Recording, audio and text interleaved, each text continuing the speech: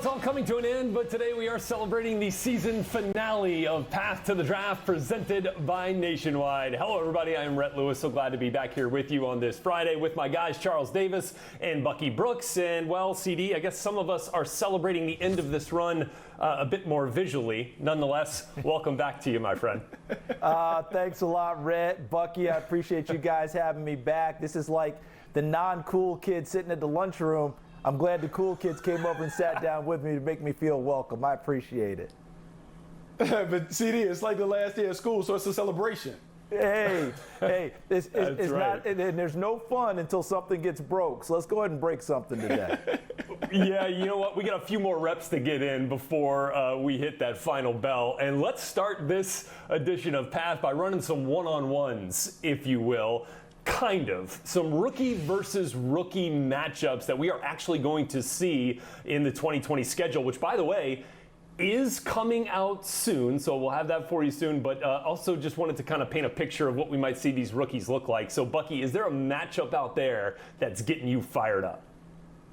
Oh, I can't wait to see an AFC rivalry. The Kansas City Chiefs and the LA Chargers. I want to see Clyde Edwards-Helaire take on Kenneth Murray in a one-on-one matchup. When we think about Edwards-Helaire coming over, there's talk about him being like Brian Westbrook. Well, man, if he has Westbrook skills, I can't wait to see how Andy Reid uses him.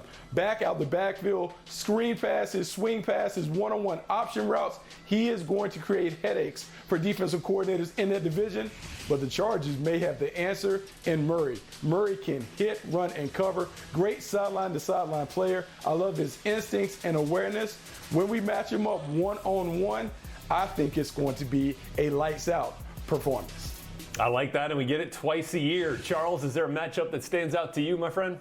Well, there certainly is, but before I get to that, Bucky, I can't wait to see Kenneth Murray on a blitz and Edwards-Helaire on blitz pickup. That's when we find out what's going to go down. That'll be a whole lot of fun. I love the matchup. But look, I'm going to go kind of chalk, guys, all right? This is Lou Alcindor and Elvin Hayes in college basketball, 1 versus 2. Right? This is Joe Burrow with the Cincinnati Bengals and Chase Young with the Washington Redskins going head-to-head, 1 versus 2. Joe Burrow already absorbing the playbook. They got rid of Andy Dalton. The job is officially his, even though we knew it was going to be. And he's going to have to test his second and third reaction plays against a guy who knew him from back in the day when they were both at Ohio State, and Chase Young, who's a relentless pass rusher, who understands that you have to stay with it, and he has a second and third reaction when he's rushing the passers. Not just one move and he's stopped. So this is going to be a whole lot of fun to see those two get at it in their one time against each other. Yeah, and again, we know all the team's opponents already, but the full schedule is set to be released sometime later this month. So with that, an interesting scenario that you bring up there, Charles, as we dig in here, we've actually seen a quarterback and a defensive player matchup just 5 times since 1970 after being selected number 1 and number 2 overall. And actually, the number 2 picks team has won every matchup. It actually happened twice last year with Nick Bosa and the Niners sweeping the top pick, Kyler Murray, and the Arizona Cardinals. So, guys, for my rookie versus rookie matchup, I'm going with the Raiders duo at defensive back, the cornerbacks you talked about yesterday there, Bucky, going up against the Broncos' 2 rookie receivers in Jerry Jeudy and KJ Hamler. So, look, I'm looking at Amik Robertson and Damon Arnett, the 1st and 4th round selections for the Raiders. I think you probably see Damon Arnett out there on the perimeter, perhaps matching up with the speed of a KJ Hamler. You probably see Amik Robertson lining up in the slot, perhaps against the route technician in Jerry Jeudy. And while you may give the Alabama Crimson Tide star the edge in that matchup, I would just have KJ Hamler, Cortland Sutton, everybody else that's on the field should have their head on a swivel because Amik Robertson will come off of coverage and make a play on the football. He is a ball player. And Damon Arnett will hit you too. So this is going to be a whole lot of fun. Damon Arnett's going to try and do his Willie Brown impression out there on the corner, the grand old man of the Raiders that we lost this past year.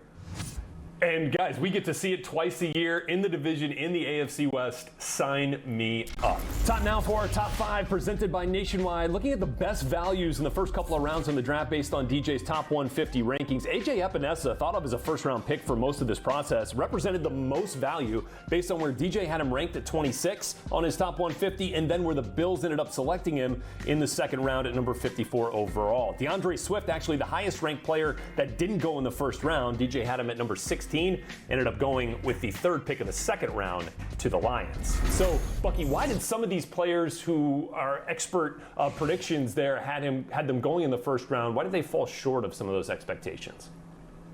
You know, Red, a lot of times things happen behind the scenes. It's character, sometimes it's medical, sometimes it's just that teams that had needs elected to go elsewhere. There are 2 guys that come to mind that I am surprised didn't go in the first round. Josh Jones from Houston goes in the third round, 72nd pick, and he goes to the Cardinals. This is a guy that we saw at the Senior Bowl. I thought he was a starter, a natural left tackle, loved his footwork, his balance, his body control. I think he has long arms and has really a solid punch. And then Zach Bond going to the New Orleans Saints, same round. Third round, 74th selection. The New Orleans Saints, I think, get a superstar. This is a guy that can rush off the edge. He can cover. He can blitz. He does a lot of intriguing things. For whatever reason, he fell down. Some of that might be due to medical. He's a really good player. Charles, why do you feel like some of these players fell short and didn't end up going in the first round? Well, Bucky nailed it about a lot of the different reasons, and you know, he nailed 2 really big-time players that a lot of us thought were going to go in the first round. For me, Grant Delpit, the safety out of LSU, if this had been the draft of 2019, I don't think there was any question he was going in the first round. Everyone had that thought that he was a lock for it this year, but he ends up getting hurt with an ankle injury, try his best to play through it, and he played most of the season that way. Still won the Thorpe Award, although the argument could be made he won it more on reputation and maybe actual play, although he played well once the ankle healed for the college football playoffs. His big deal was, because of the ankle, I didn't think he got into great tackling position all the time. He missed more tackles than you normally saw, and he played better the year before than he did this year. And you know how scouts are. They like recency. When did he play better? That might have knocked him down around. And then Zach Moss from the University of Utah, the running back. Never thought he was going to go in the first round. Ends up in the third, and he thought he was going to go higher. And I think a big reason, heavy usage at Utah, some medical concerns with him, and then his long speed's not what you want as a breakaway guy in the open field. But this guy can tote the rock, and he and Devin Singletary in Buffalo, they could be a dynamic 1-2 punch. I like that, Charles. Let's actually take a closer look at Zach Moss using some next-gen stats here powered by AWS. Moss was the 10th running back selected in the draft, but actually had the 4th highest next-gen stats in one of the highest profile free agent moves of the offseason. But before he settles into his new life with the Broncos, he's at home like the rest of us. In this edition of NFL at Home, Melvin shares his draft day memories and a message for essential workers across the country. Hey guys, it's Melvin Gordon here. You know, the question to be answered today is, what's your favorite draft day memory? Being drafted the same day as my best friend Trey Waynes. We pretty much did the whole process together. Oh my goodness, he icy. You know, I remember being sophomores, you know, in high school and sitting on the bus next to each other, just wishing and dreaming, just trying to get a scholarship. Obviously, we had different paths, but you know, it all leaded us to that night on draft day. I remember watching him go, you know, across the stage and, you know, just cheering him on and being happy for him, you know, as the 11th pick. Trey Waynes. And then shortly after, 4 picks later, you know, I went. Let's get it. Let's get it. Let's get it. I'm so happy, man. Let's go. And, man, I just loved every second of it. Bro, I don't care what team take me down. I'm just so happy, man. With the 15th pick, the San Diego Chargers select Melvin Gordon, running back, Wisconsin. Let's go, man. You did it. Let's go. You know, I showed, you know, love to Roger Goodell. Hey, my man. Thank you, man. That's awesome, baby. I'm proud of you, man. You deserve it, man. You earned it. You know that, right? Yes, sir. Huh? And you just enjoy it. Woo, baby. Huh? Is that a good deep breath? Woo!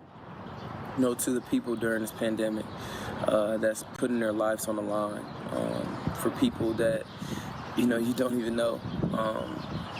just trying to save them, And, from my heart to everyone's around, we all want to say thank you.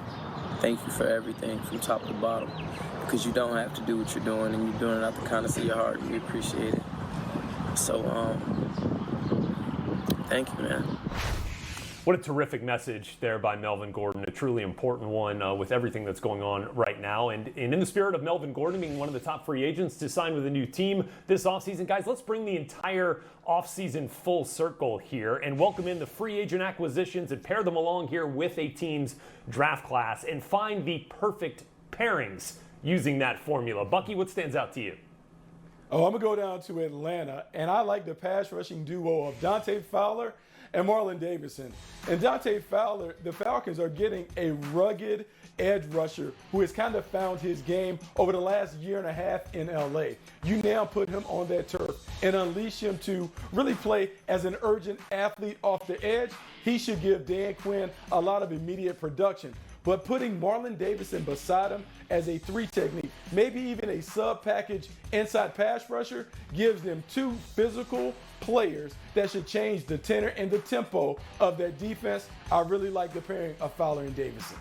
Bucky, I like where you're going with that, because the Falcons were a team last year we thought were going to challenge for a division title and a playoff spot. They underachieved. How about a second one that underachieved? How about the Cleveland Browns? And I like their offensive line pairing at tackle with Jack Conklin, the free agent from Tennessee, coming in to plug in at right tackle, and the drafting of Jedrick Wills from Alabama to come in and play left tackle. I think that's a strong duo. And the reason I like it so much is that they are similar play types. Jack Conklin got used to running the football at Tennessee. Derrick Henry became that guy. And even before that, he had to make sure that he protected Marcus Mariota and his sorties behind the line of scrimmage before he might take off and go. When you look at Jedrick Wills from Alabama, guess what? Tua had enough mobility to move around, but they beat you up in the run game first. So right away, Nick Chubb is extremely happy at running back, and so should Baker Mayfield, because he should be better protected to throw the ball downfield. 2 brawlers, bookends at offensive tackle. And a huge position of need there for the Cleveland Browns. So truly made it work there, both in free agency and in the draft. Guys, I'm going with the Ravens here. And it all started with the trade for Calais Campbell at the outset of free agency here. I mean, a guy that's perfectly suited to help anchor that defensive front there in Baltimore. They fortified it later on with the signing of Derek Wolfe as well. And then they come back in the draft, where their success has been well documented during this week here of path to the draft. But they had a fantastic linebacker follow them at the back end of the first, and Patrick Queen. Then they come back in the 3rd round there and get Justin Madubuike out of Texas A&M to kind of fortify the pipeline, right? Because they've always had that ability. If somebody has to leave, if somebody leaves during free agency, the Ravens are ready with the next guy to step in. I feel like Madubuike can definitely be that guy. While watching some of those big-time players in Calais Campbell and the other ones that the Ravens have up front already go ahead and hold it down. So it's like the present and the future always being prepared for there by the Baltimore Ravens. That pipeline is stocked. Now time to build your case, presented by the Home Depot. And guys, the Ravens don't really qualify in this discussion as winners of the AFC North here, but let's look at a team's draft class and see whether it allows somebody to go from worst in the division, Bucky, to first. Is there a team that you could see doing that and pulling that off? Oh, get the banners and the T-shirts ready in LA. The Chargers. The Chargers going to do it with Anthony Lynn. We can talk about that defense being lights out with Bosa, Ingram, Derwin James, Kenneth Murray joining those guys. But let's look at the offense. Justin Herbert. I know Tyrod Taylor is slated to start, but let's just say Justin Herbert gets an opportunity to run this offense. The weapons that he has on the outside, Keenan Allen and Mike Williams, Hunter Henry down the middle. But what about Josh Kelly? Joshua Kelly playing a role as a running back. Look, get the T-shirts ready. I think it's going to happen in LA. The Chargers, with their draft picks, they're going to get it done. Bucky, what a good one there, because we all thought they'd be a playoff team again last year, and, it didn't work out that way. And as we all know by now, 15 of the last 17 seasons, there's been a team that's gone from worst to first and won a division title, although, believe it or not, it didn't happen in the 2019 season. So we're ripe for it. Who's it going to be? Bucky, I think we missed one. I think we missed the Arizona Cardinals as a prime contender in the NFC West, but I'm going with the Jacksonville Jaguars. I said they had a sneaky good draft. I love it. C.J. Henderson, the corner from Florida. Josiah Scott coming back, I believe, in the 4th round from Michigan State, underrated. They could both start at the corner for them. I think Laviska Shenault on offense is a terrific player. He'll be like Deebo Samuel was with San Francisco. And don't forget, with their number 20 pick in the 1st round, they got another pass rusher, K'Lavon Chason. This is a team that's had a quiet offseason. They made the change. Tom Coughlin no longer there. Now it's just a matter of coaching for your job. If you're Doug Marrone, and Dave Caldwell had a heck of a draft as a GM, they have a chance for a fresh start, and it'll take a lot of work. But we'll see if Gardner Minshew can be that guy.